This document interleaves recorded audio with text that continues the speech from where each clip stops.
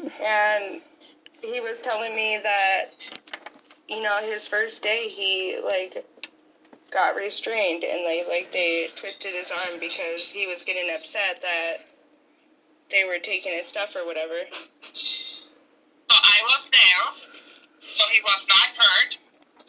So what happened is, I had a very calm conversation with him, and when he was informed that he could not have his phone with him, that I would take that with me to the office so it would be safe, and some other items which he can't have there. He started kicking the table, would not stop. I asked him very calmly. He was escalating to hitting his head on the table over and over and over. So I got up from my chair and was trying to help Logan. He wouldn't respond to me. Besides language I will not repeat because it's totally inappropriate. He was escalating to the point where the female staff which was in the room could have been hurt by him. At that point, they asked to have male staff to come in, and they only held his arms. They did not twist it, they did not pull it, or anything. They held it really close to his body so he wouldn't get hurt in any which way. I was there, I observed this incident. You know, I feel like the one school that, you know, like our whole family was really worried about him going to was that one because it has like barbed wire and all that. And then like, you know, before he left Provo, you know, he was being like isolated and all that. And then, you know, he just got your package with the bear and everything like that, you know. And I get it. Like, he just keeps getting all his stuff taken and then moved to next place after next place, you know. I just feel like I could get why that would be emotionally scary and stressful for anybody. Not that it makes it okay for him to swear, you know. I apologize for that, obviously. That's not your fault. He did not cooperate. But I also will tell you that after he was restrained, he and they're trained, and this is allowed in our state. And the police went there, and they could not find any.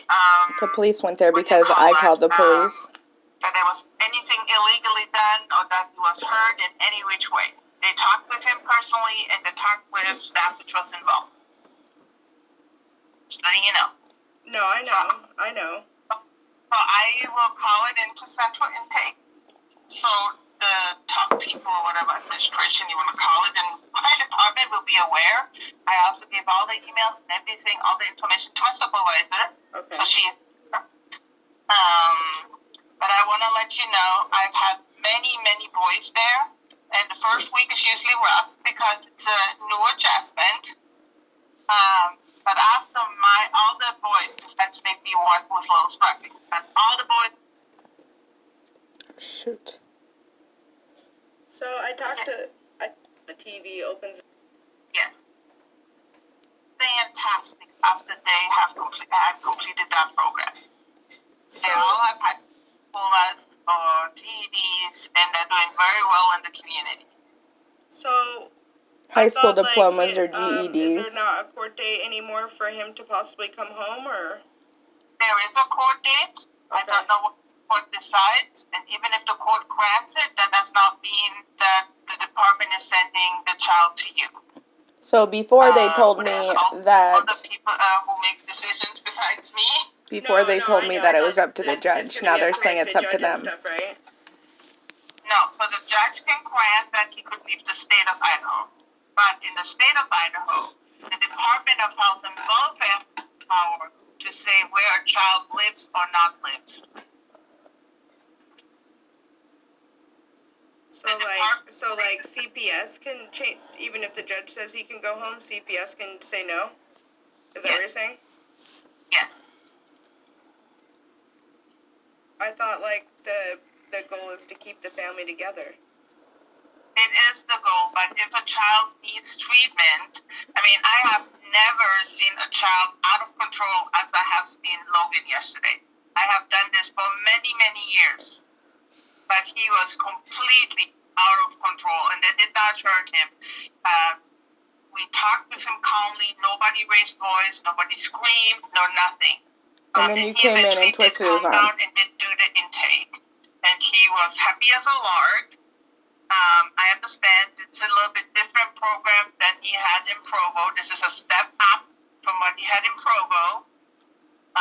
What does a step up mean? But they're doing really good because here he can have one-on-ones. He can actually get all of his needs met one-on-one if that's what he needs.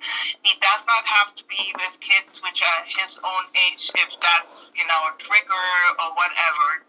They accommodate him for whatever he needs. And I don't know. I asked him yesterday. I always go there because I feel like kids know me. And that would help them. And yesterday, I don't know why it set him off that he couldn't have his phone because he couldn't have that phone at Provo Canyon either. Well, then why'd you give it to him? Because he probably felt unsafe. I keep these things in my office, and nobody goes into my office. And my office mate is not even there, so I, in the moment, have my office all to myself. But my office mate is in California for 3 months. And if family would live closer, I would give it to the family. But, I can't do that. I don't have family here to give it to him. So you lie. And his belongings, what I have. And then they sent me a note. He's requesting to have some of his things, which I took with me yesterday. And I told them I would bring that to him. Because he's allowed to have lots of things. But it also depends on his behavior. If he's not communicating, and instead of communicating just hits things, throws things, or hurts himself. They actually just restrained him slightly. They did not do a full restraint. Just letting you know, because I have done personal restraints on kiddos because I worked in a treatment facility. I worked with girls in a treatment facility here in Idaho before I went to work for the department. Oh, so you're already so indoctrinated. I know what they do. And here in Idaho, that is legal. But so his behavior, it's legal to put hands on kids. Or whatever it is, needs to change. Well, his attitude is just being like, before, we've talked about that, before he went in there, he was already, he always had his stuff taken, for birthday presents, for Christmas presents, he was always getting his stuff taken all the time. So that's definitely, a trauma, for him, of people, just taking and revoking his stuff, because my sister used to do it a lot when he would get presents and stuff, and then, he went to Provo, and then, wasn't adjusting there, and, the fact that he's even in these facilities and can't go home, I've never seen, Logan's never been in fights before this, he's never, boxed people out, he's never had issues, he literally, drinks cocoa, watches, cartoons on the TV, opens his own computer, makes his own lunch, and... So, the reason he couldn't have these things yesterday is because he was hurting himself, and also, we tried to explain to him. He was hurting himself because professional girls, you were taking his stuff. None of them have their own thing, all of their own things, and it's for protection so nobody will break things, steal things. No, I understand it. I'm just saying, I understand why he may be getting, really traumatized by all this, by not just having, a normal, comfortable life with his, with family, and, That's what happened. That's what I tell everybody. Being in foster care is trauma in itself. Yeah. Whether in a general foster home or in a facility or so she agrees with me and then wants to keep them in there longer. They're considered special needs children automatically due to the trauma it causes entering foster care. So my whole thing with that being said is okay, let's bring him home then. Well, at this point, home means he would go back with mom. This makes no sense. But my sister doesn't even have a place to live or a job or anything, or a steady job. And he's been in 5 months already. Yeah, yesterday I talked to her for 40, 45 minutes, for a long time. tasks which she needs to complete about her living situation, employment, etc., about Logan. And when I observed Logan yesterday, I felt like there was something else going on in Logan, where he could not grasp or understand. I cannot put that in real words of what I observed. I don't know, maybe because you guys told him that he could come home. Some area of Asperger's somewhere, because He does not have Asperger's. So I talked with him calmly, and within, it wasn't even a second, he would switch over to getting angry and frustrated, and he was no longer able to even look in my face, even though I was really calm. I didn't freak. It's called a mental breakdown. It's normal for kids to get angry and whatever to me.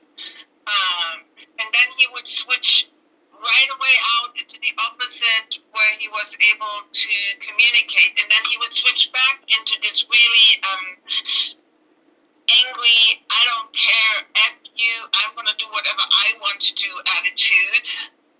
I can't explain that. Like, he could do whatever he wants in the first fucking place.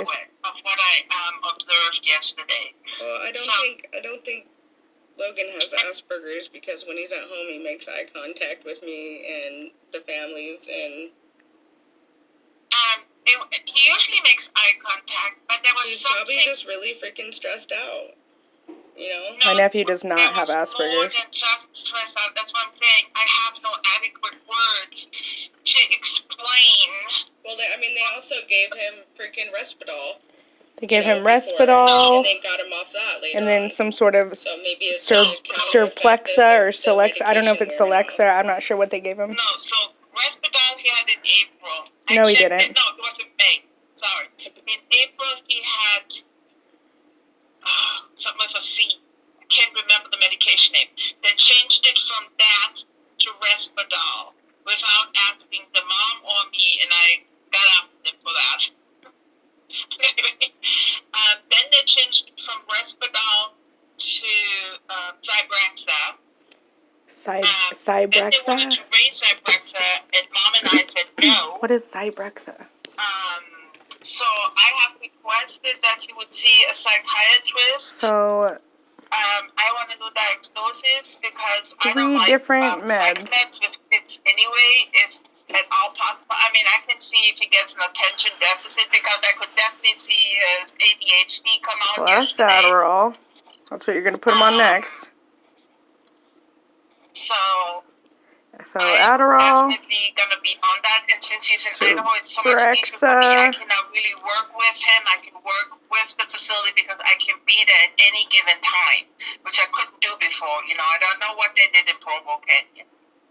I never visited him there. I mean, I saw him on video and I talked like that, but that's not the same as actually being there and observing a child and actually talking with a child. When Tana was telling me that they are very closely monitored at Provo. I have co-workers who went there because they are assigned to that region. So in the state of Idaho, we have specific people who have specific regions within the United States, and that's what they go every month and visit the kids and then report back to me. But it's still not the same, because I can't. So now really what is Logan on? like I did yesterday, if that makes sense.